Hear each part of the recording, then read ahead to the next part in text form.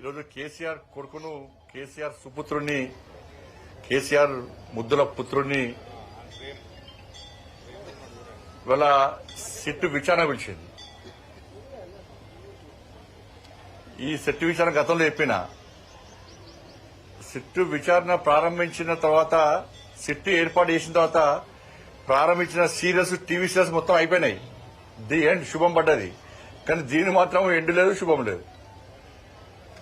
దీన్ని ఇంకో 3 సంవత్సరాలు ఈ ప్రభుత్వం ఉన్న రోజులు దీన్ని కొనసాగిస్తూనే ఉంటారు. దీని పేరుతో టైంపాస్ చేస్తూనే ఉంటారు.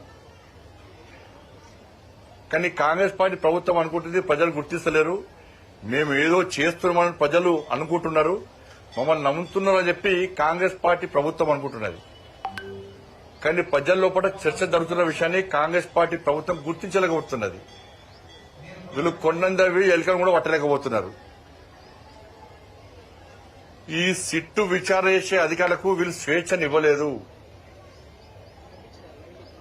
రాష్ట్ర ప్రభుత్వంలోని కొంతమంది పెద్దలు చెప్పిన ప్రకారమే సిట్టు అధికారులు వాళ్ళు వ్యవహరించాలని చెప్పి వస్తున్న విషయం వాస్తవం. సిట్టు విచారణ చేస్తున్న అధికారులు నిజంగా నిజాయితీవంతులు, చాలా పవర్ఫుల్, వాళ్ళ మీద ఎలాంటి అనుమానం లేదు. కానీ వాళ్లకు ఎంత స్వేచ్ఛనిచ్చారో అనే విషయంలో మాత్రం ఎలా అనుమానాలు వస్తున్నాయి. రాష్ట్ర ప్రభుత్వము వాళ్ళ మీద జులుం ప్రదర్శిస్తున్న అధికారుల మీద. రాష్ట్ర ప్రభుత్వం ఎవ్వని విలువంటే వాళ్ళు పిలిచే పరిస్థితికొచ్చింది.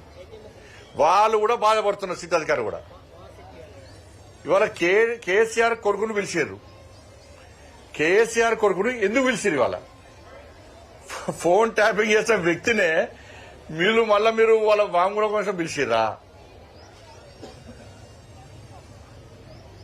దీని హరీష్ రావు గారిని పిలిచారు. పిలిచి ఏమడిగారు? మీరు అధికారులే అయిపోయారు.